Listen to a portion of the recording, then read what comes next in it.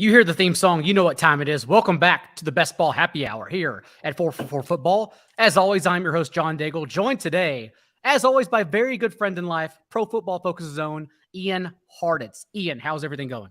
Great day, be great, John. I think we've only missed one of these so far, and look at us, man. This is what happens when we move from Friday night to Thursday afternoon. We both actually find partners in life, and we are also able to make these week after week after week, John. We promised we would always be here, and although we fell short probably within 2 weeks of all three of us, us two and Hayden Winks being here, two of us have always been here, and that's what's important. We keep that trend going for the rest of the summer, at least two of us, because today, filling in for Hayden, who's on his honeymoon right now, you grabbed a partner. You grabbed a friend in life, and none other than Dwayne McFarland, very good friend of the show. Dwayne, how are you doing, sir? Oh man, just happy to join. Like I love Daigle, I love Ian, I love 444, I love drafting. Like anytime, just ping me. As always, we will be here drafting a Best Ball Mania 3 team. And this is great to have you both on because at the Pro Football Focus podcast right now, y'all have taken it and to yourselves to do a draft. What is it? Once per week now? Yeah, we do Wednesday on the pod, Dwayne and myself. And then we also have some other ones with Nathan Yankee, Kevin Cole, Jared Evans, rest of the PFF crew. So I actually have these going now Tuesday, Wednesday, and Thursday, which is fine for me, guys, because look, I do a hell of a lot of work Monday through Thursday, and then I do the opposite. I do nothing like the rest of the time. It's great. And I love balancing my life as like work really hard and then do nothing. To me, that's so much better than like going like 60% on something, you know? I prefer to work hard than die at 37. That's the way I'm going. So I will say I'm excited to hear your strategy as I pull up the lobby. You know how this works. I'll click and it's first come, first serve for everyone. But I'm excited to hear your strategies because I've been engulfed in the TJ Hernandez and the John Paulson projections, our strategies at 4-4. Not just that, but last week we had Justin Herzig on and he gave a different strategy as well. So it's going to be really interesting to hear the way you two have been drafting so far in these leagues because with 416,000 entrants, with basically having to be perfect for 17 weeks straight each and every week, like it brings up a lot of different topics as we move along here. So we'll see how it's going. Dwayne, I want to start with you, though, while the lobby fills. So far, what do you think is the most viable strategy, knowing that it could obviously change over the next 2 months since the offseason is a very long and hellacious place? Yeah, I think you can really start any way you want. For the first several rounds, as long as once you get to round 7, whatever it is that you've neglected, like you have to start taking it. So for example, let's say you just went wide receiver, tight end heavy, you get to round 7, like by round 11, you need to have your QB1 and your tight end 1 on your roster. Like those are kind of the cutoffs. Now each draft can play out a little bit different, but you could also go earlier on a quarterback. Like we love taking Kyler, in the 6th round. We love taking Lamar Jackson in the 5th round. So let's say you take one of those quarterbacks, and we've been coming around on even Mark Andrews now with Hollywood Brown gone. Like you could do that as well and know that once you get to those later rounds, you still have plenty of upside wide receivers, upside running backs, RB, I wouldn't say you want to be getting your RB2 there, but you could take 2 guys, right? That between them, they could maybe fill in your RB2. So I think there's a lot of flexibility.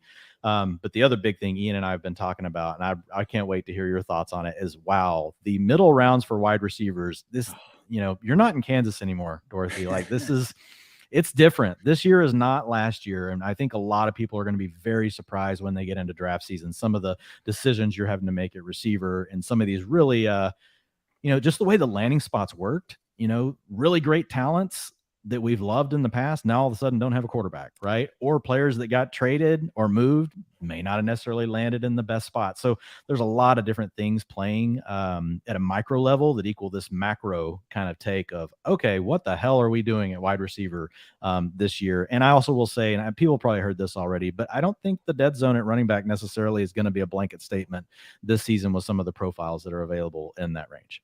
Lots to unpack there. I'll answer all as we move along with only 2 spots remaining until we start this draft. But one part, you mentioned Kyler Murray. Ian doesn't know this, but Hayden's dad at his wedding this past weekend in Huntington Beach actually shouted out Kyler Murray stacks for helping him pay for his son's wedding. Shouted out Josh Norris and myself for making the travel there for his son, but also Kyler Murray stacks. So that means we need to be ahead of Kyler Murray this year as well. And to your point, what's happening, Dwayne, I think like last year, right? Whenever I didn't even play the puppy 2 and 3 because I thought the wide receiver ADP was so egregious. Like I didn't want to take part in it.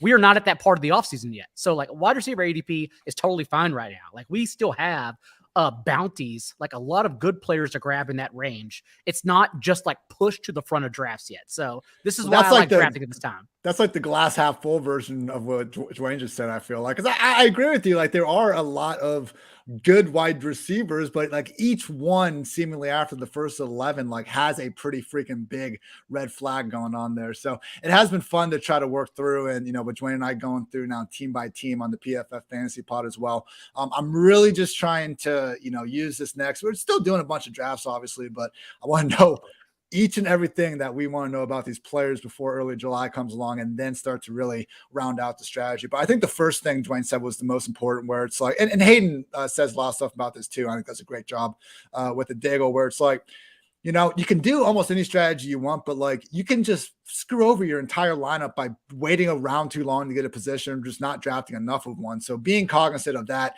then allows you to take the guys you want, because we know we're all going to have our positions a little bit different. And I'm not, I don't have that big of an ego where I'm positive my RB15 is going to be, 100 times out of 100 better than my RB16. So allowing people to have their tiers while also not screwing over your lineup just based on like positional scarcity is of the utmost importance. And also, like right now, if you do start the TJ Dubb superhero running back with 2 strong RBs in the first 3 rounds, you can get those guys that are dipping due to hubris, right? Like you can get Rashad Penny, Michael Carter, guys that are falling because everyone assumes they know the situation, when how many times do you have to do this? Like we just don't know. And so you just take the arbitrage situation and grabbing the value player. And so that's how kind of I've been treating with my RBs, like 3 through 5, 3 through 6 so far.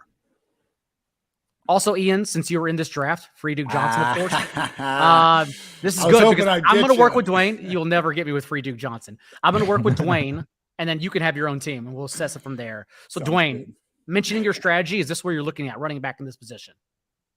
So we're picking at pick 6 right now. Yep. No, I would definitely take Jamar Chase right here. Explain. Yep. I'm going to take it. Yeah. I like allowing the guess though. But by the way, I took Jefferson over Kupp just so he wouldn't follow Dwayne, because I know Dwayne his favorite was getting Jefferson.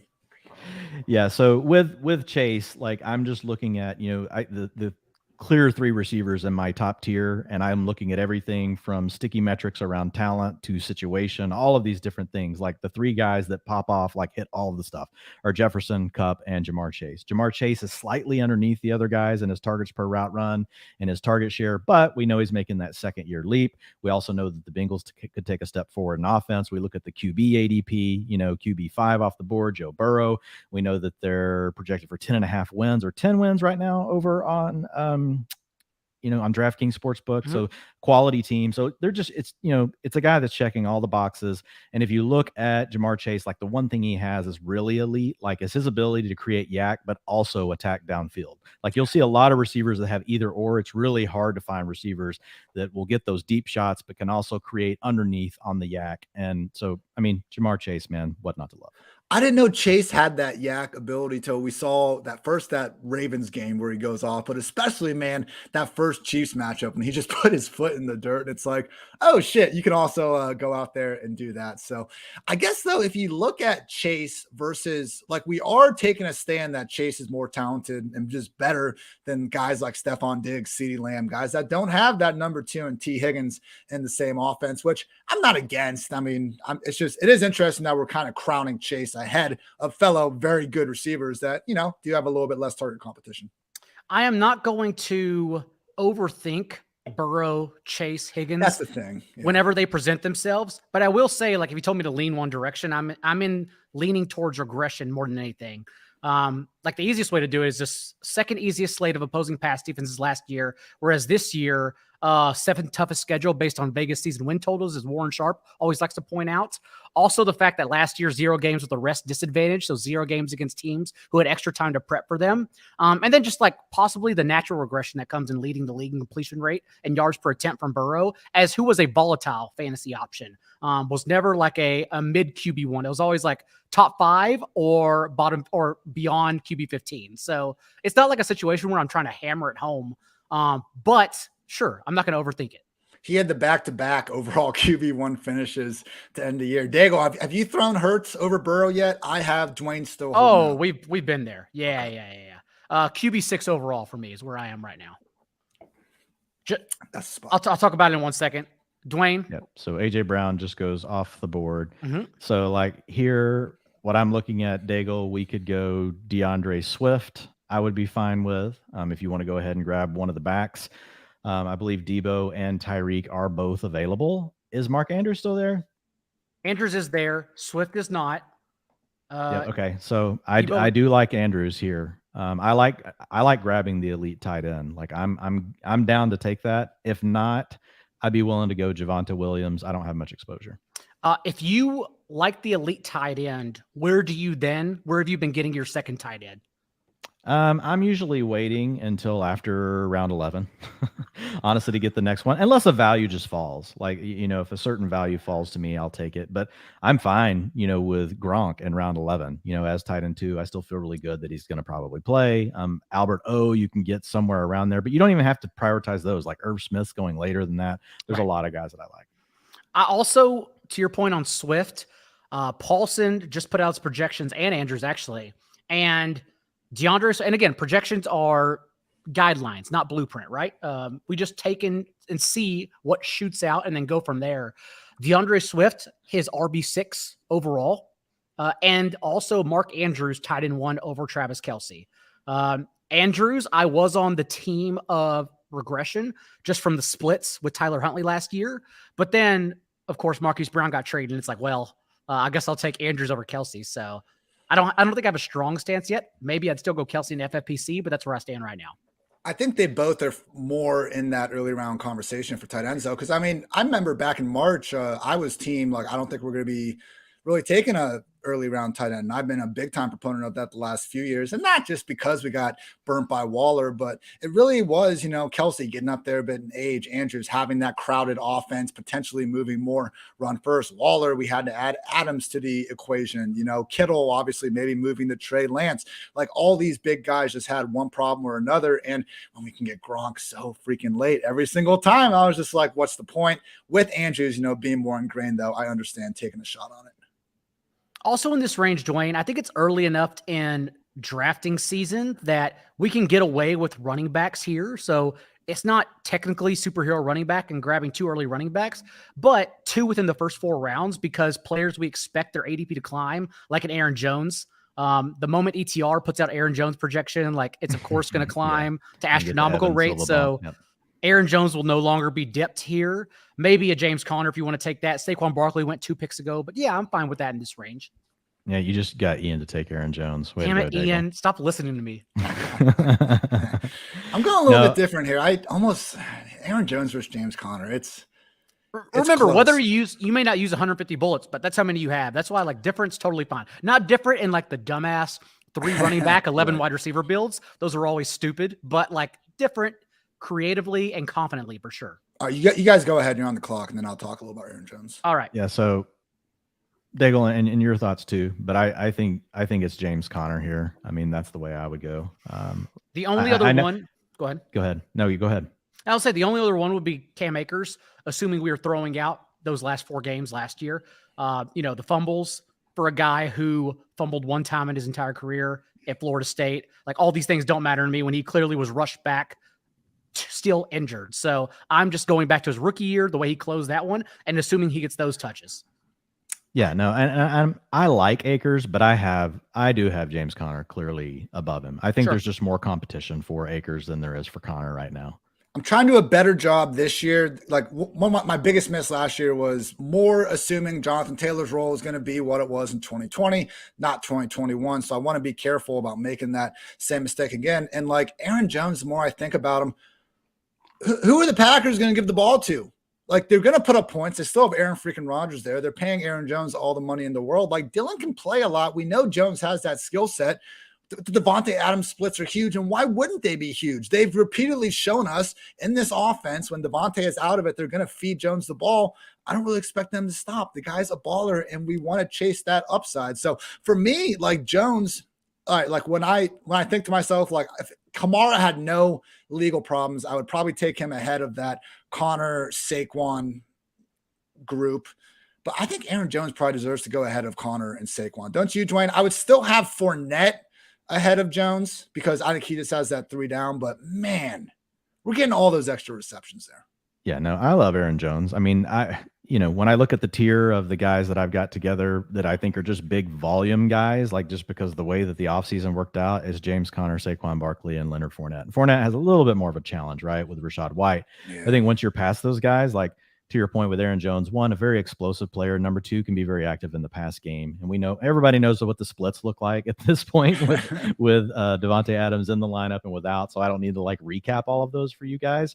But it's pretty good for Aaron Jones. And so, yeah, the yards per route run, targets per route run, all those things are really good on the underlying metrics for Aaron Jones in the receiving game. I have questions if Aaron Rodgers splits without Devontae Adams historically hold up long-term in a full season, week to week, but I don't have questions about Aaron Jones splits without Devontae Adams. That's where I keep coming back to. Also, I think this may be the great Bills Mafia who took down the main event last year. Oh. There can only be like one Bills Mafia, right? Unless everyone is Bills Mafia. You would think there's so. a lot of Bills Mafia. Okay. Maybe everyone is just Bills Mafia. Daigle, did you see his team? Did he do it like stacking a bunch of Bills, just like the Chicago Bears fan? He had Kupp, Jamar Chase, Jonathan Taylor, and Mark Andrews. That's how you win $1 million. Yeah, is having that team. Hell yeah! No, they crushed it. They absolutely crushed it. Like they deserved every bit of that winning ticket. They were fucking awesome. But yeah, right. Same general idea. All right, you guys go ahead and pick. Yeah. So this is where we're at right now. Yeah. So I'm pretty much like if I were to take a receiver here, and is Marquise Brown still here? Has to be, right? Yeah.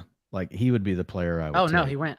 Oh, he just went. His ADP's climbing. Okay. His ADP's climbing. So I think it's Breece Hall if he's available. Like really? I want the upside. Yep. All right. Again, the guest team. So I'll take him, and then I would like to hear the argument. Yeah, because I don't have any Breece Hall right now, just because I think it's too early. And again, arbitrage situations. I'm just grabbing what I believe will be a committee. I'm grabbing the player who's dipping immensely, and it's like the only other option in that backfield in Michael Carter's. That's where I stand right now.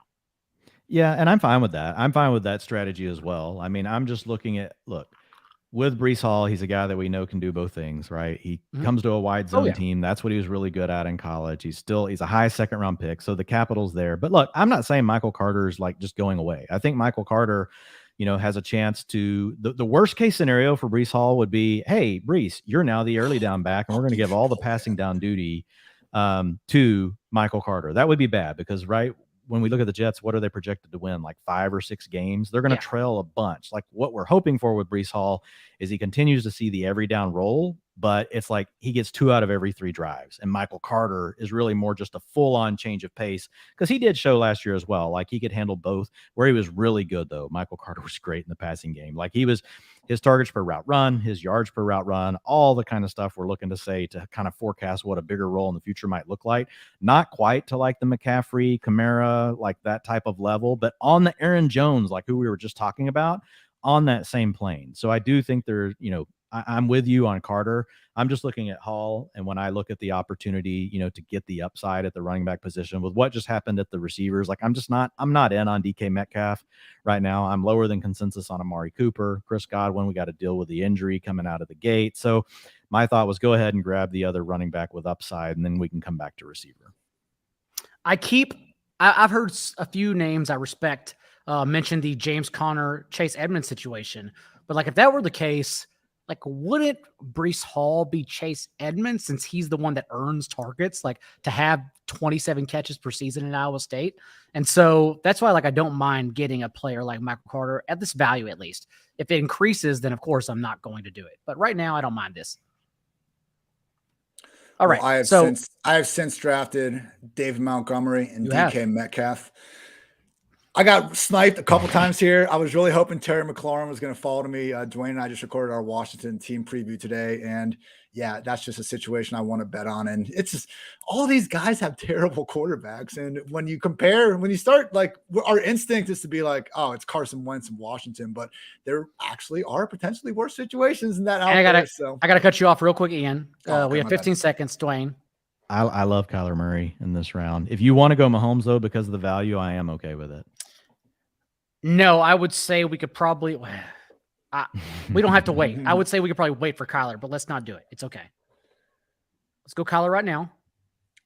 That's okay. So real quick, guys, I do wonder with DK Metcalf. I mean, I think he's been a top 5 dynasty wide receiver because people believe that he is potentially a top 5 real life wide receiver. He's still young as shit. Like, he might just be good enough to break out of this just fine. Last year was like a lot of bad things happening, and you look up at the end of the year, it's like 12 touchdowns. I mean, his ceiling is going absolutely bananas. And I know it's Drew Lock and Geno Smith, but we've seen weirder things happen. It's DK Metcalf here. Like we could be looking back on this and being like, how do we overthink this? It's DK Metcalf. Like, he is that good.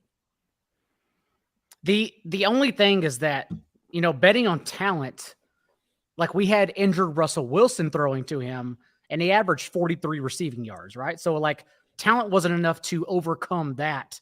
Is talent enough to overcome Drew Lock? And maybe it is. My only argument would be the ADP discrepancy should be closer to Tyler Lockett than it is right now, because they're like 26 spots apart. And that's the insane part to me.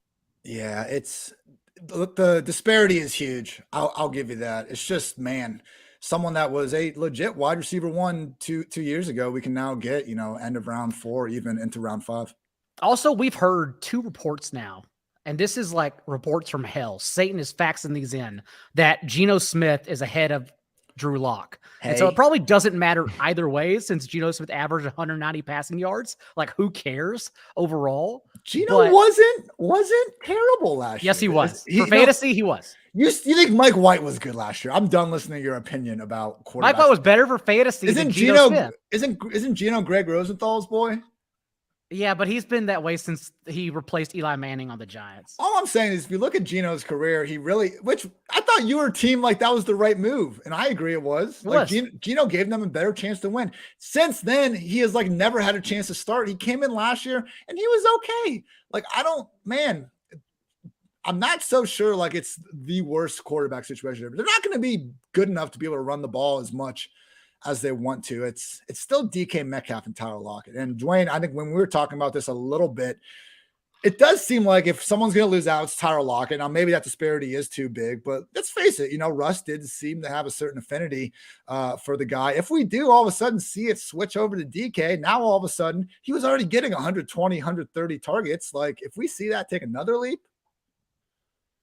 Yeah. I mean, look, you guys have already hit it. It's like you're betting on the talent with DK. The quarterback situation could be absolutely abysmal. You could also have hardly any passing plays from a run pass split versus the league average. Even when trailing, the Seahawks are going to trail a ton, but they still tried to run the ball, and their overall play volume is terrible. Like, their pace is not good. So there's just, it's tough. Like, there's no doubting DK Metcalf's, talent. It's just everything else is wrong. Like, the plays we're going to project them to drop back and pass. The quality of the team based on Vegas wins is bad. The quarterback plays bad. So it's like John said, like, you're really counting on, the talent bailing you out. So Daigle, is Bateman still there? He is. I prefer Cooks to Bateman. Your thoughts? I prefer the upside with Bateman, but I have them next to each other. I'm fine with Brandon Cooks. I typically go more upside, but I'm good with Cooks. I like it. My thing is, for this team, since we have Mark Andrews, we know the Ravens are trying to get away from what they did last year. Like 32 pass attempts per game for Lamar, 5 more attempts per game than any other season for him. Like, there's no way in hell they want that to happen again. Plus, like, think about everything that had to happen for that to get there. Running backs cratering, offensive trenches and defensive line trenches cratering, and secondary getting injured as well. Like, never again. And so I think we can only pick one player from the Ravens offense, thinking that's the target hog, and we already made our choice for better or worse. Yeah, no, I'm good with that. I'm good with that. I don't worry about that as much, honestly, Mhm. over in best ball. But like you're right, I agree that the Ravens are going to regress from the amount of times that they're going to drop back and throw the ball. The other option would have been Drake London. You know, if you want to go upside and you don't want to go towards Rashad Bateman, I may have missed him, but I don't think he was gone. I like Miles Sanders, you know, a little bit as well. Also, what I was going to ask you though is this was not superhero RB. We grabbed 2 in the first 4 rounds, but do you usually put aside the name value, right? Like James Conner and Breece Hall are not guys we could have gotten in the first 2 rounds, but do you just treat it like a tier and a strategy anyways and wait for your third running back? It honestly depends on the way the board falls at this point. Okay. Like, but because that we did wait a little bit, if the right running back falls, I'm willing to go. And honestly, I'm not sold on every year. Like I do love structural draft analysis, but I believe every year is its own enough Sure. that they're just, to your point earlier, just like with projections, right? They're a guideline. So a lot of it still does come back to the flow of the draft, the way everything's just, falling out as we go. That's why we should always be pragmatic in every draft and take what the board gives us, knowing there's not one absolute strategy, which is what you and I did. You saw Jamar Chase there and said we are changing our strategy immediately because no running back you wanted in like the top 5 fell. Unfortunately, in 2022, the actual Black and well white. thought out answer isn't the sexy one. Right. All right. Well, we could make a thread on it, I think. Your guy is still here, Dwayne. So if you want to sell me on Drake London, we're going to draft no matter what. But if you want to sell me on him, now I want Drake London here. Like I would have taken him in the last round. And look, I'm not a fan of this offense, and Pitts is there. The quarterback situation is a major question. But if we're tiering players, there are a lot of guys that have already gone before Drake London in this draft that have all the same questions, right? So, I mean, he's very easily going to have a shot at 125 targets. It could be more than that. I'm not a huge Drake London fan, stan. I'm not against him, but I'm not as high as what some people look, from the analytics community, like that, especially the Dynasty folks that thought Drake London. A lot of folks are like, he's just the absolute clear number one. I was more like there's a tier of a few guys that I really like. Now, once landing spot happened and you're looking purely at volume alone, I like it. The quality of targets, there's going to be a question though around what we're going to get out of Drake London. Also, something you may not have noticed, and some people like Rich Rebar on my couch in front of me that I also made a nice berry and lemon and gin cocktail for, doesn't subscribe to this theory because he thinks too many things need to play out for us to get there, which is true. But also, if you're stacking week 17 for best ball tournaments, the Falcons play the Cardinals in week 17. So with all my Kyler stacks, I usually lean towards Drake London or Kyle Pitts and Cordarrelle Patterson. I'm with Rich in terms of overthinking that a little bit, but I'll tell you what, Daigle, I thought the craziest, and I've thought about this a lot when we talked with Justin last week, and he was talking about like taking Nyheim Hines behind Jonathan Taylor under the pretense of Taylor getting you into the final playoffs among those 400 teams. But then like out of those 400 playoff teams, how many are actually going to have Nyheim Hines? So I had never thought about stacking that way because I kind of came in this year thinking like, why would you take Hines in round 11? Now you're assuming that your first round pick is going to, be toast, but that's not exactly how you got to do it. And with these double digit round picks anyway, man, if you can correlate with the stack and just really guarantee you have that RB spot taken up, maybe we were a little too quick to completely give up on handcuffing an early round pick. Do you have any thoughts, Dwayne, on the backup RB theory, like drafting a backup running back behind the one you already drafted? Actually, hold that thought real quick. Yeah, we got to pick. Not only for stacking purposes, but I also like Cordarrelle Patterson here. I like Patterson, and I hardly get to be with anyone that I can draft. Well, I shouldn't say that. Look, that wasn't against you. We haven't been in a position to do it, Ian. But yes, I'm fine with Patterson. I'm not crazy about owning multiple Falcons, but with Patterson and the way the backfield looks, I'm good. It's not just the Cardinal stack either. It's the fact that I want to bank on how they treated him last year before injury and that he was actually a pass-catching running back. Thank you. As opposed to coming back from injury and seeing 3 fewer targets per game and 3 more carries per game because he's not a running back. Anytime anyone has used him between the tackles, he sucks at that. He can't do that, which is not how you should use him. But putting him actually putting him into more routes and schemes out of the backfield, that's how he was the RB10 to injury. That's what he does. So I want to bank on that. And right now it's going too late in drafts. Chipotle addict absolutely killing me.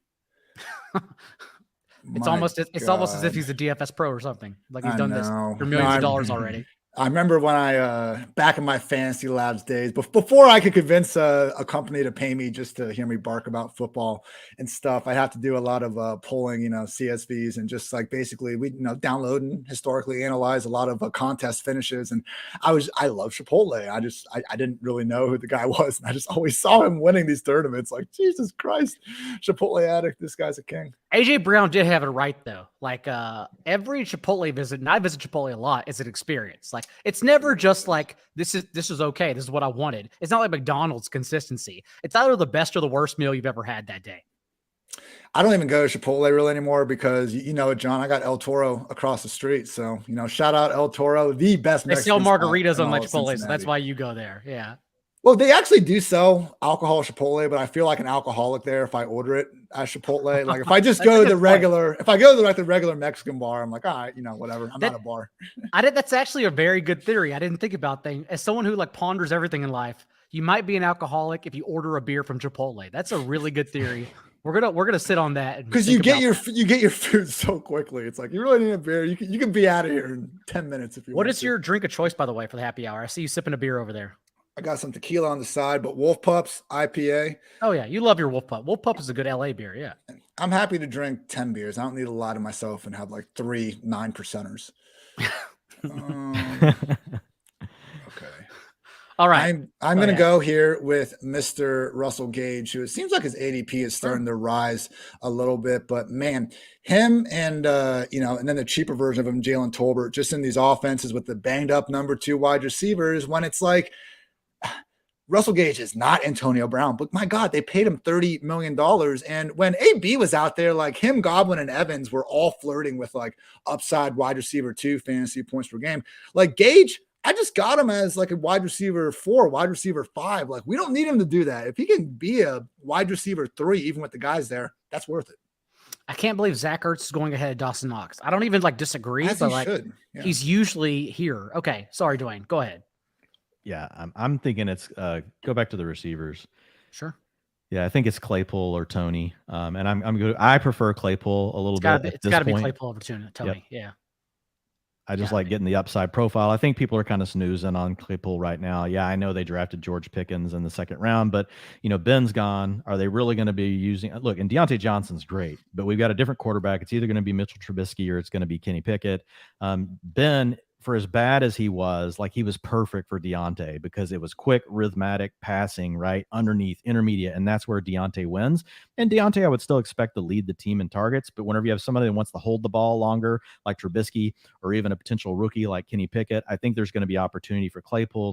There's also rumors of him potentially getting some easier work inside from the slot now. So, look, it's a guy that a year ago, right, was shooting up to round 6, round 5 sometimes.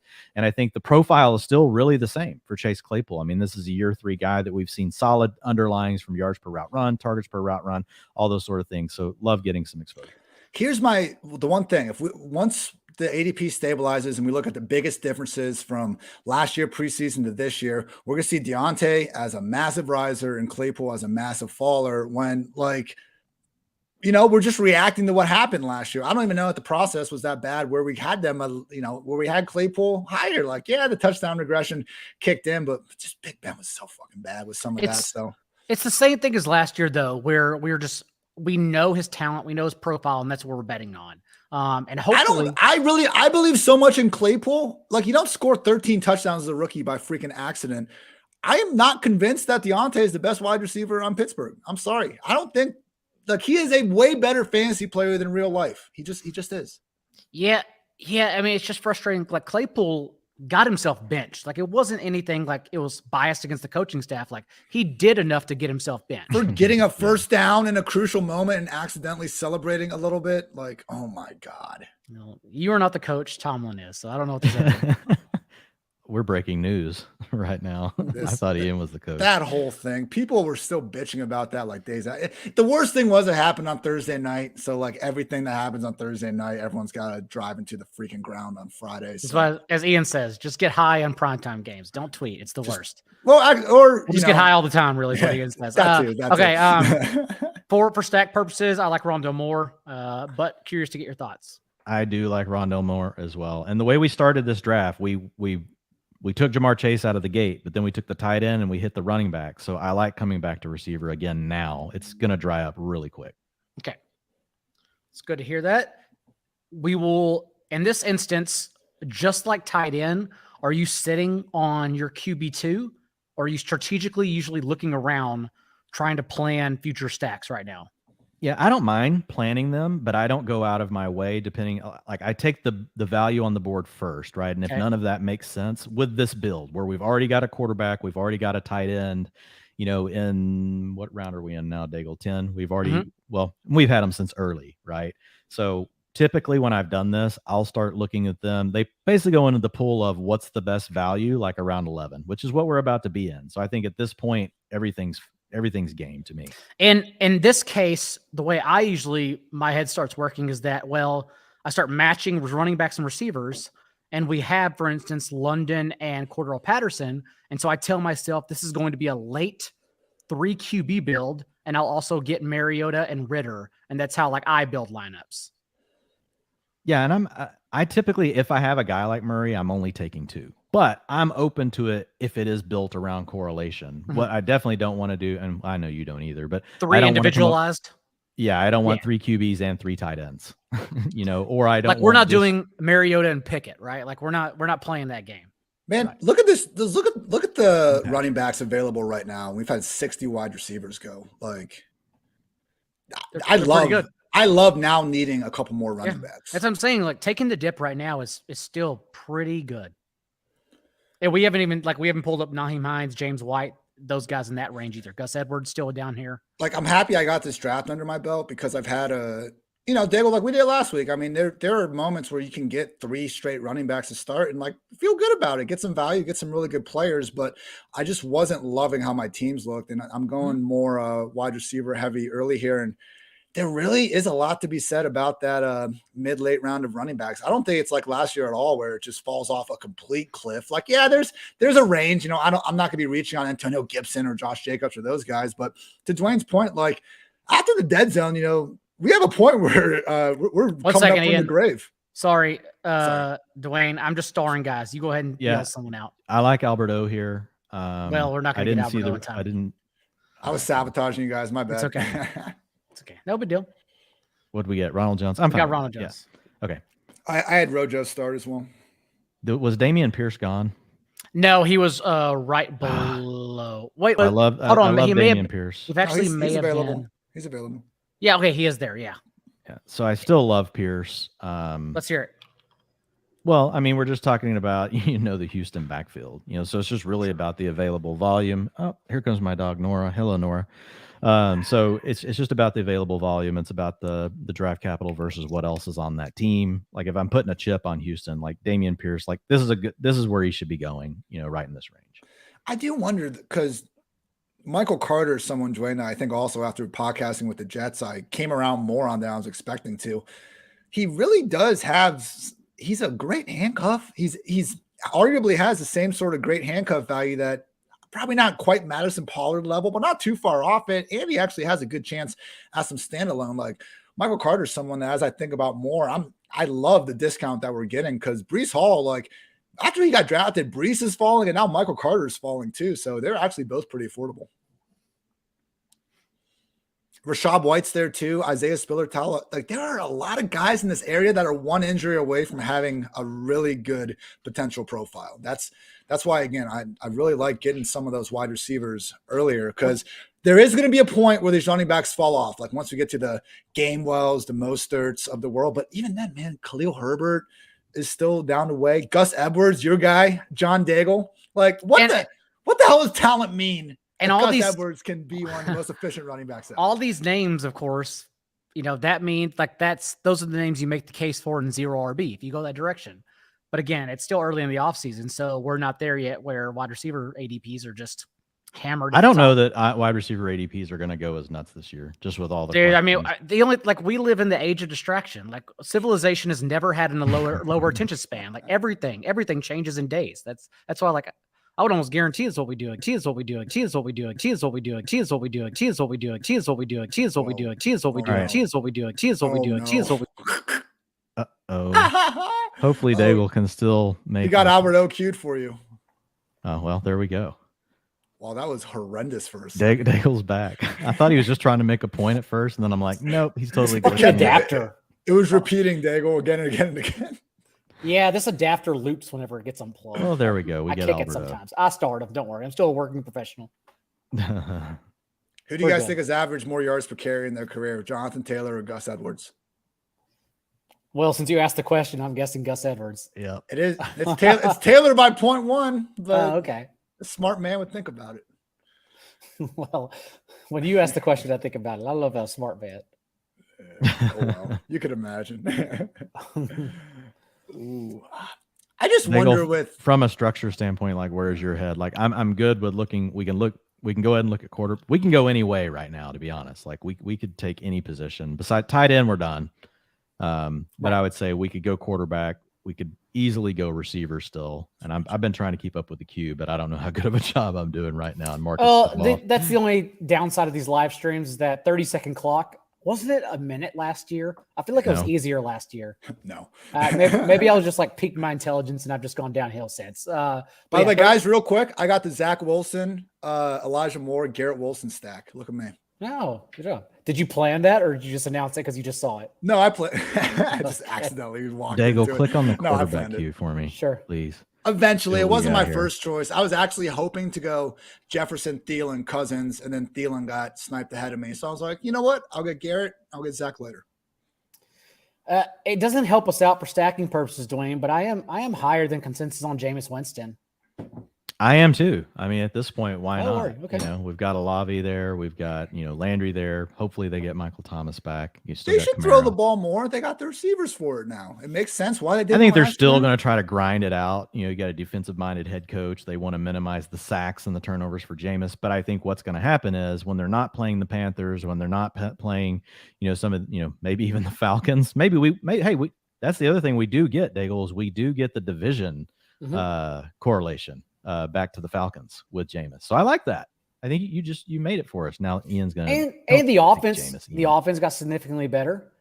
Maybe a downgrade for the offensive line, but that would be an argument for Jameis to have to rear back and be the Jameis of the last two games with the third highest rate of throws 20+ yards downfield, as opposed to the one they put a lid on the jar and said, "You are not Jameis Winston. Like, don't you dare turn this ball over with 21 attempts per game." He got from Sean Payton. Dude, in the that end zone throw back. Oh yeah. No one has ever been more pissed at a player than Payton was that day. That was one of my favorite moments of the season.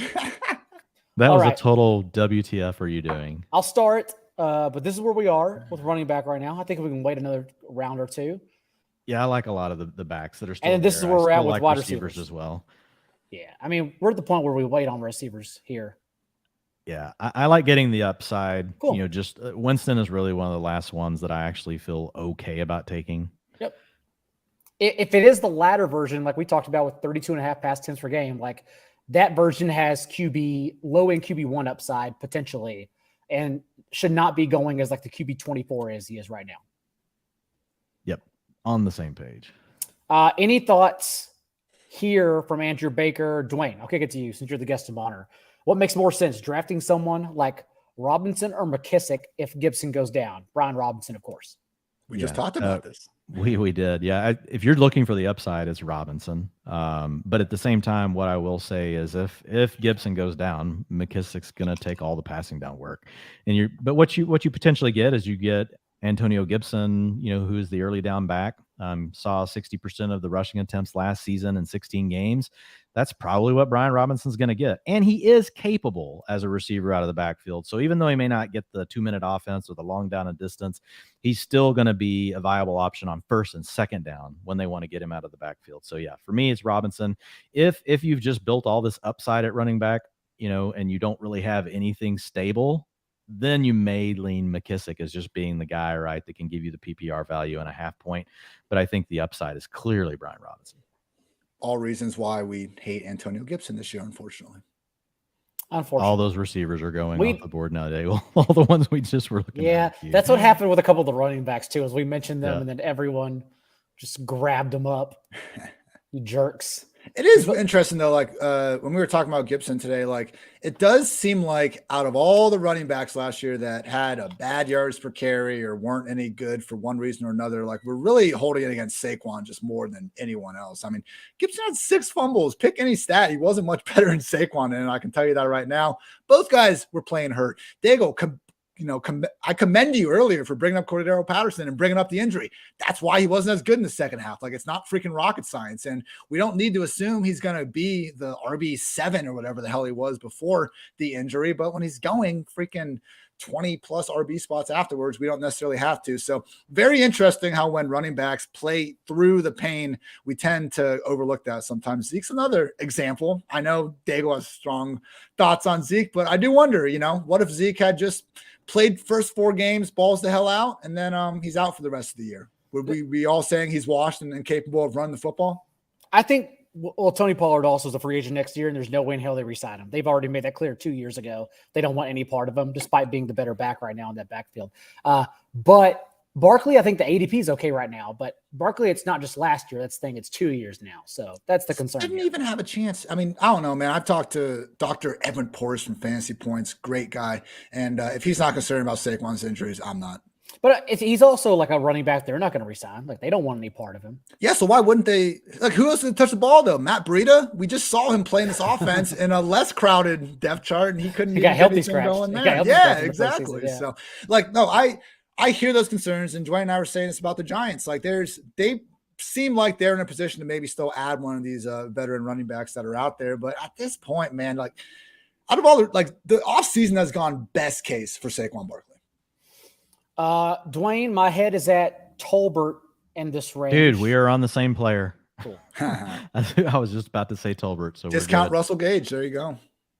Pretty much, yeah. And I'm still very high on CeeDee Lamb too, for the same reasons I'm very high on Mike Evans. Like, you still, since this is a bet on one player being injured in week 1, you still want to bet on the very talented option in that offense and Evans and CeeDee Lamb. But of course, you want like the option that sucks up that available opportunity. So I assume that's Tolbert. It would not be shocking, honestly. No, well, it depends on Gallup's injury. It's not James Washington. It's not James Washington. He's getting $1 million.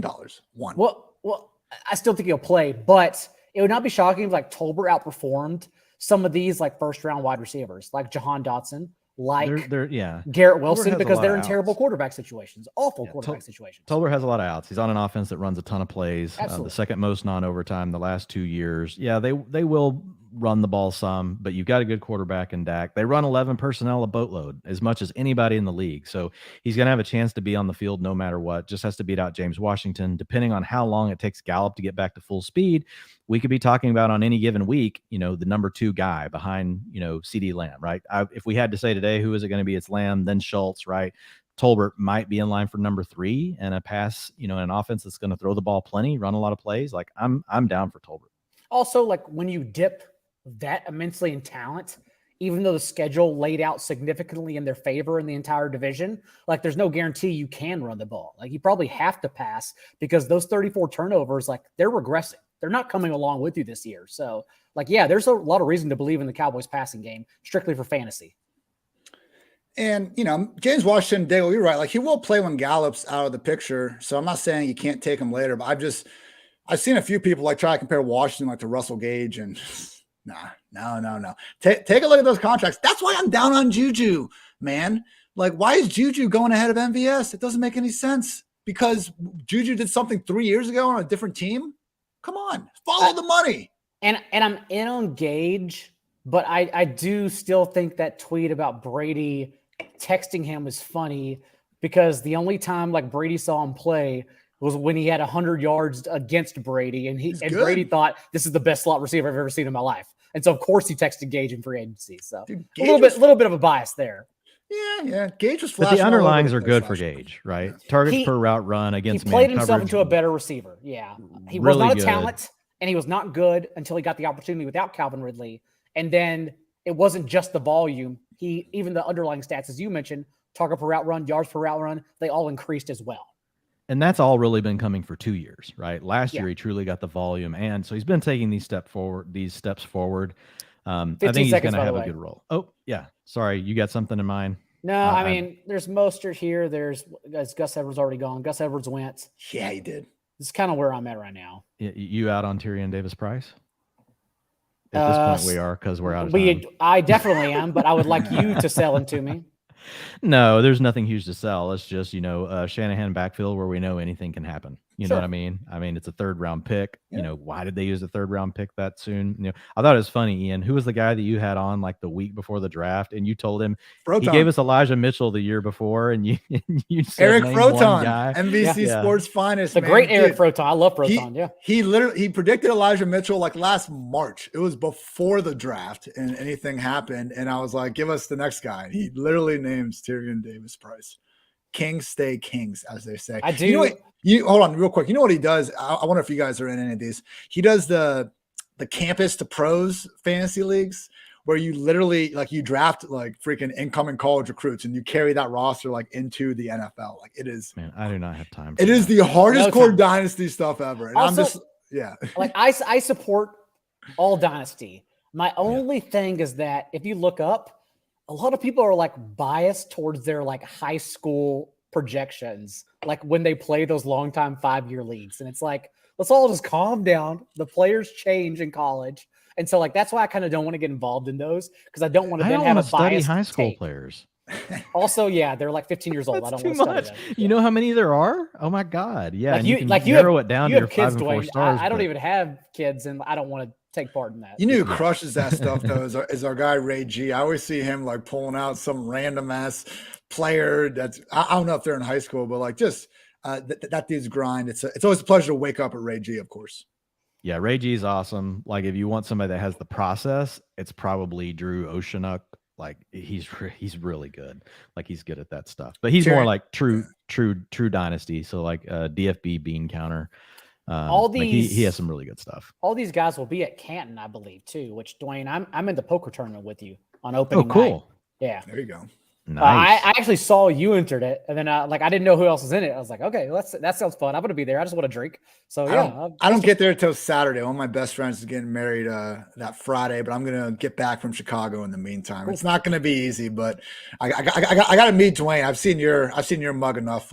Yes, Daigle, it's true. If Dwayne's in Ohio, how can I not be there? Hotels are already booked, just to let you know. It is somehow Canton is turning out like the place to be annually for fantasy football, and I'm not sure how we got there. Like, what do you mean? Ohio's the football capital of the world. I didn't say Ohio. I said Canton. Those are 2 different things. It's like saying Austin and like some other fucking place in Texas. Like, Daigle, let's go to the USFL playoffs together. I'm not, dude. That sport is so bad. I can't do that. My God, you are such a fucking casual. No, you just said the USFL is so bad.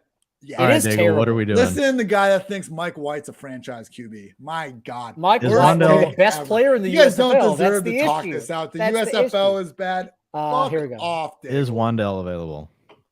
Yes. Oh my God. Yeah, I like taking Wandell. And honestly, it's just a look. It's a disconnect, right, between where his draft capital is versus where all the other guys that were taken in the second round. Look how long they've been gone. We don't know with Tony. There's a lot of smoke though, right? Around they were trying to move him a couple of different times. He hasn't been able to really stay on the field. And I love Tony. Targets per route run, yards per, all those things, underlyings look great. Love the upside. We mentioned him earlier. But in the drafts where I don't get Tony, especially, man, I love coming back with Wandell because what the pick people are still spinning on Kadarius Toney in the top 10 rounds, and with where you're getting Wandell Robinson this late in a draft. Now, you don't want to take 10 guys like Wandell because there is a chance Wandell is a total miss for us, right? Like he doesn't play at all. Like that's in the range of outcomes. But in Daboll's offense, knowing that Sterling Shepard's also come back from injury, I feel pretty good that we could be looking at something better than what most people think. And Daigle, piggybacking off that, like Dwayne and I were talking about this on our pod today, like Wandale and Dotson, they got better draft capital than we expected, but it's almost impacted them negatively because like people were surprised by it. Like these are, especially Dotson, like everyone liked Dotson and he didn't end up in a great situation, but nobody drafted high ended up in a good situation. So I'll take the discount for both those guys relative to the other dudes that are pretty much in similar situations. I'm fine with those discounts. It's just knowing we saw these situations last year, like Zach Wilson and Carson Wentz, like I still prefer to be behind the industry on those. Like I don't mind missing out on Terry McLaurin, for example. Everyone's going to be higher on him. And I'm okay being on an island by myself. I really am. Good. knowing we've already seen these situations play out. But All right, again, that's Daigle, just me. You got any Unpopular correlation opinion. magic for this upcoming pick? I think you've studied the schedule more than me at this point. Yeah, my I've seen team the schedule a is lot. fucking loaded. This is the best draft I've done. I do It's still against, like. it's against the law to even talk about the schedule when you're with Ian. I do still like Donovan Peoples-Jones. I just mute Dwayne when nobody starts If I bringing go to it talk about up. the schedule, I just get muted, Daigle. The schedule matters. It's important. Yeah. It matters. Just spare me the 2-week run out of it. Oh yeah, well we're on the same page with that. Yeah, Brian we all Robinson don't is want still that. there as well. How many running backs do we have, Daigle? We got We one, have 2, 3, 5. We can 4. go 6 and 8, knowing that we're not going to take 3 quarterbacks or 3 tight ends. Yeah, I'm good with the Brian Robinson pick, Okay. unless there's a receiver that's staring at you that you. Oh, just Brian like. Robinson went before us. Oh well, here we go. 6 seconds. What are we doing here, Daigle? Find a receiver you like. I like Donovan Peoples-Jones. Yuck. Okay, I'm good with it. Because we don't care about drops. We care about guys who get open then drop the ball. So at You least care I about didn't- stuff that's actually sticky. I not care things so that- little about drops that I didn't even know Donovan Peoples-Jones had a drop problem. How about I that? don't look well, at as someone who either. played him in DFS probably 3 times, I can assure you Donovan Peoples-Jones has a drop problem. And I have a problem playing Donovan Peoples-Jones. He so. should. I mean, I think he's better than Anthony Schwartz, but maybe they're like, use a 3rd-round pick on you, get on out there. So that's the only concern. He's like Anthony Schwartz was strictly a 40-time draft. Like can't do anything else, hasn't proven to do anything else except run a fast 40. So they Dude, use high he cap. caught like a chunk because they were showing Browns Chiefs on like NFL Network that opening day, which was a great game to start the season last year. And first couple drives, Anthony Schwartz caught like a 35-yard pass. And I remember in that moment being like, oh shit, is he gonna be a guy here? Like, how we let this 3rd-round speedster fall away? And then he catches like 10 balls the rest of the year. All right, Dwayne, though, last pick is where I struggle with here. I usually just try to make sure I correlate it. The issue is like New Orleans, like it'd have to be Marquez Callaway, or what did Deontay Harris change his last name to? Hardy. That's it, Deontay Hardy. We now Still share Harris the here. first 4 letters of our last name. Before we were just at 3. Great. I'm fine This with is the Harris. part of It's the just, pot it's run just we're so doing. crowded. It's like, I mean, what about some of this? What about you have the schedule up in front of you, Daigle? Was there anything? Just Dwayne, you're clearly not fine with Deontay Harris. Just say you're. What not fine about? with I him. mean, do you No, I didn't. want to be a receiver? We could also do Mark Ingram. He didn't even star Deontay Harris. He's not even in our queue yet. I don't have to get hostile yet. We're not Ian. starting Deontay. We all know Deontay. We all know Deontay Foreman is the pick if he falls here. Come on. What about Mark Ingram in this case? Since we have Jameis Winston. Alvin, I like that. Daigle, What's up? Alvin Kamara's gonna get suspended, right? It doesn't sound good. Apparently, because the rumors right Mark now. Ingram just went. Bills. It's always Bills I know. Mafia. Listen, I respect your team, but stop screwing us over. I know I'm not talking anymore, Bills Mafia. 15 seconds. You're not going to say any word. Silent treatment. Nothing. You're going to draft this damn player. The news, Ian, the latest news is that there is a videotape. He drafted Drew Lock. Is that there's a videotape behind the scenes? That's the recent news. And as we know, is this like the Des Bryant Walmart videotape? Well, the issue with Goodell, beyond all the issues, is that he's always needed that videotape. Like Ray Rice he doesn't suspended care. 2 games for knocking out a girl, suspended for the rest of his life for knocking out a girl and getting video of it. Kareem Hunt too. Yeah, it always comes back to they need video evidence. Like they don't understand what it looks like when a 250-pounder southpaws a 100-pound woman. Like why do you need video evidence for that? We just act. It's uncomfortable to talk about. I understand that, but for Dalvin Cook and Alvin Kamara, we need to consider this. I'm sorry. Yeah, not to rank situations. Dalvin Cook's, I believe, is like Dalvin Cook is the greater chance to get suspended. I agree. Like Strategically, though, Dwayne, running back or wide receiver, and let's go from there. I'm actually open to either one, to be honest. I was kidding Like, about Deontay Foreman. I don't have one right now. I actually Daigle, kind but, of like Deontay Foreman. No, don't. Come What about okay? I'm going to start James Washington. Yep, because we do have Tolbert. Yeah, on. Go Washington. I kind Go of like for it. stacking Yeah. that. Yeah. There's Randall Cobb. Do it. There is. We don't have a 49er. Otherwise, I would say Danny Gray is not bad. Yeah. Okay. We're out of time. So Let's go we'll James get Washington. James I Washington. don't know why I'm celebrating. Chipotle Addict's taking Deontay Foreman, and I hate him for it, but also respect him. He also went very clearly, he maybe did, I wonder if he didn't set his parameters because 3 Like QB, 3-3. 3 tight end. Yeah. 3. What QBs do you have, Chipotle? You've already made millions of dollars, so I shouldn't question you, but oh no, we don't need this happening. There we Chipotle, go. I'm going to DM you to tell you to fix your parameters. Wow. The $2 million has just been won.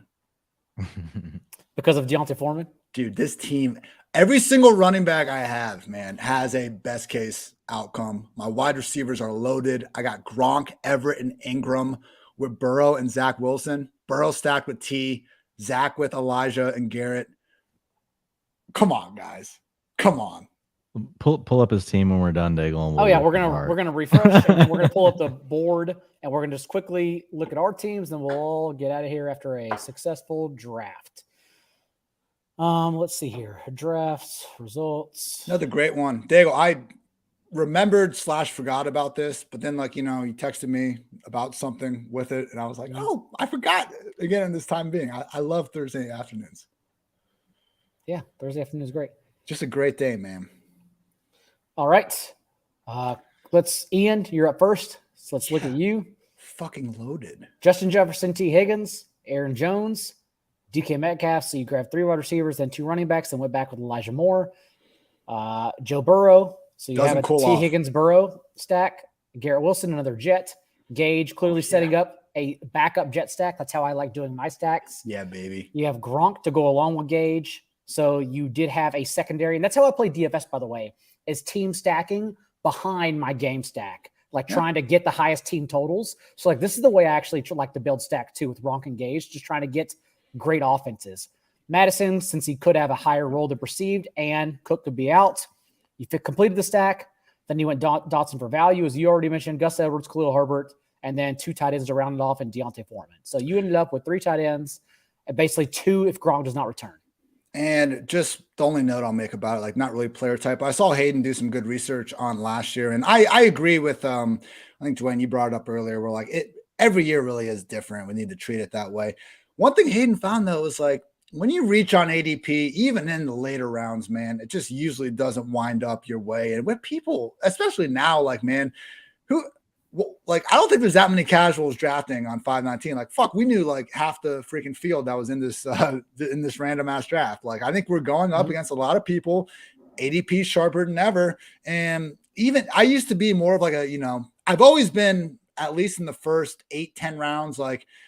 That's where we focus on. ADP is usually sharper. If you're going to reach on it, do it in the later rounds. Even in the later rounds, man, I just, there were times where I think in this draft where I saw Gus Edwards, I saw Khalil Herbert, guys that I wanted to reach on because I had them higher in the board, but I was able to let them fall to me. So don't be a slave to ADP. I'm not saying that, but as we continue to become a smarter community, and I think it gets sharper, there really is something to be said for just making that a high priority. And, Dwayne, as we had that long meeting today about, I think if we had to ask the average fantasy drafter, if you could go to an island and only have 3 things about each player, ADP is definitely in that top 3.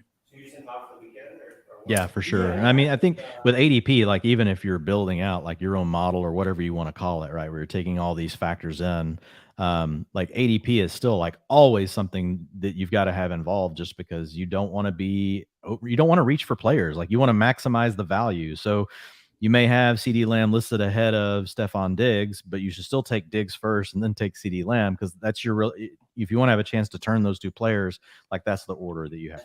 And remember, don't worry about exposure so early into this. For instance, I genuinely do think Diggs should be on par, and I have him in the same tier as Cup, but it doesn't matter because I can get Diggs in the second round right now, whereas I can't get Cup there. And so we have a full summer to hedge. I'm not worrying about exposures this early. I'm drafting the players where I know I can get them. I'll hedge out in August. We'll go from there. And Dwayne, before we get out of here, go ahead and sum up what we could have done better with our team. Well, can I see the full thing? Perhaps. What about this? There we go. Well, yeah, man. I'm Kyler Jameis, a running back. Stack with quarterback, Kyler. I feel fine. Yeah, go ahead. Yeah, stack with Kyler will be James Conner. We grabbed Breece Hall in the end of the 4th round. Cordero Patterson, not only because we think he's undervalued, but also, as Ian loves schedules, Cardinals, Falcons, Week 17, best ball championship when this team is there. Ronald Jones clearly going to soak up the goal line touches since Clyde Edwards-Helaire never gets goal line touches since week 1 of his rookie year in prime time against the Texans. Raheem Mostert also, I think, is undervalued, even though perhaps he doesn't stay healthy. Of course, Jamar Chase, undervalued. Brandon Cooks, Drake London, who Dwayne is high on, Chase Claypool for upside, Rondale Moore for stack while Hopkins is out. And then, of course, the value players from there in the later rounds, Tolbert, Wandale, Donovan Peoples-Jones, and James Washington. And then tight end, just 2, since we have 2 elite options that don't have the same bye week, Mark Andrews and Alberto.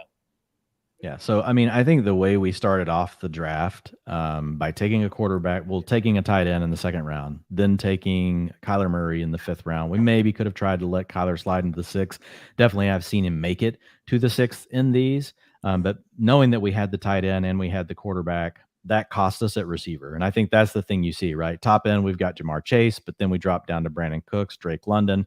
So we fired a few more shots at receiver. But we also had taken James Conner and Breece Hall already, and then we came back with Cordarrelle Patterson as the RB3. So we didn't feel a lot of pressure at the end of the draft. It wasn't like we didn't have anywhere where we were really hurting, right? We did come back and we added on Ronald Jones as well, to the running back room.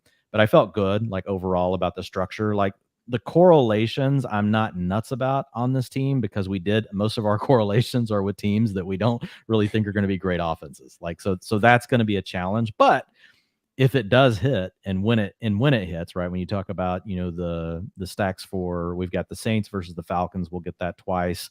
And then we've got the late season. Don't be a schedule guy. Don't be a schedule guy, Dwayne. Why? Yeah, you're supposed to. Like, I thought you listened to Justin Herzig. You told me you learned something from him. Did you not, Hartitz? Come on, damn it. Yeah, but who was it, Daigle, we did with Drake London with Atlanta? Cordarrelle Patterson. Yeah. No. Well, we did London with Patterson, but I thought we had a late game stack. Anyway, whatever. Oh, it was Cardinals. It's Cardinals and Falcons. Yeah, it was Cardinals. Okay. Daigle, so side note. On the Cardinals side. Daigle, I'm in Chicago next Thursday night. We going to chill? Oh, we got to do a stream next Thursday. We'll do it live. I'll be with you. You can do it next week. Hold on. I'm checking my schedule. You didn't tell me you're in town. Yes, we're good. We're free. Hell yeah. I got a buddy's bachelor party in Wisconsin, but I am there Thursday night in Chicago. We'll do it. Is it just you or is it you and partner? I don't want to say her name on this. Just stream. Me. It's Julia. Okay. We can say Are you going to stay here or you have a hotel? I'm staying with my buddy. Okay, I'm going to say you're welcome to stay here too if you want to. Okay. Yeah, I appreciate you. Either way, we can do a stream. And with that, instead of talking on air about our weekend plans, Ian, what do you have coming out of Pro Football Focus this week? Dude, we are fucking humming. Dwayne and myself. He's right here. You guys see how smart this man is. He's on the podcast every freaking day with me. Dwayne gets, I don't know if he's sick of me or if he puts up with me, but I don't care. He continues to talk to me, so I will take it. We have seven podcasts, the PFF Fantasy Football Podcast coming out per week. USFL, all the team previews, even drafting in the meantime. Again, Daigle, I'm having a good time. I have a great life. I love to experience life. Usually, though, Friday through Sunday, and the rest of the time I grind fantasy football shit. So you can check that out all over at pff.com. It's either you or Drake, so he doesn't have a choice. He has to choose. I love you, Drake. Dwayne, what about you at Pro Football Focus this upcoming week? Yeah, so this week we had the wide receiver tiers drop, which I'm actually really excited about because up until now, up until this last year, I've always had another full-time job. Never really got to be full-time on fantasy. There's so many things that I had ideas about that I really wanted to dig into. And so I've been able to actually do that. And right now, like putting up the tier article, I'm going to give everybody a little quick preview. If you want, Daigle, I'm just going to share my screen for just a second. You want to pop it up. Ooh. But the way that I'm, how tantalizing is this? Yeah, the way that I'm working the tiers now is truly taking this holistic approach based on the things we know that drive fantasy points, right? So if you look over here to the left, you've got these things. These are receivers. So you've got your target share, your targets per route run, your yards per route run, and then we've got what they do with it after the catch, right? Or the quality of the target, air yards deep, right? Can they get yak, explosive play rate, or that's target rate? Those are plays of 15 yards or more, and then we have the team dynamic, right? Okay, so do we feel good about, and just using ADP, for example, for where the quarterback's going, looking at the dropbacks we expect per game. So really you're able to get all these things together and see how quickly like people like A.J. Brown, Michael Pittman, Jalen Waddle, great on the talent side, but what do we have questions about, right? The team, the environment. There's a lot of stuff in here about arbitrage. We'll get down to Ian's favorite tier here. He loves this tier right here with Deontay Johnson, DJ Moore, DK Metcalf. Again, the shitty quarterback tier. Yeah. Yeah. See, you got these player talent, really good. Smack you when I see you Situation. next week, Daigle. But what this does is, to Ian's point earlier, what I'm trying to do is don't get so hung up just on one thing, right? Where I'm weighting these things across the board and making sure that people can always see the full picture. You still may decide to do something a little bit different with the data than what I'm doing. Like, for example, you may say, you know what, I'm a talent guy. I don't care. I'm going with DK Metcalf. And this would validate, yeah, like the underlyings we care about, they're absolutely there. But you do need to weigh in, you know, what's going on with the opportunity. So this is the sort of stuff we're doing, and it's in an article form. So I break down each of the tiers. I write some words, Daigle, about all the players as well. And then so we'll be doing tight end next week. And like Ian said, we're doing all the pods right now on all the different teams. That is Pro Football Focus. Also, we just did a rundown with John Paulson on the Most Accurate Podcast. Be sure to subscribe, like, rate, review there. But until then, gentlemen, lovely to have you on. Tune into 44.com next week for best ball tiers and other items. And until then, we will all be back with the honeymooner himself, Hayden Winks, next week. Good luck, everyone. We'll see you then.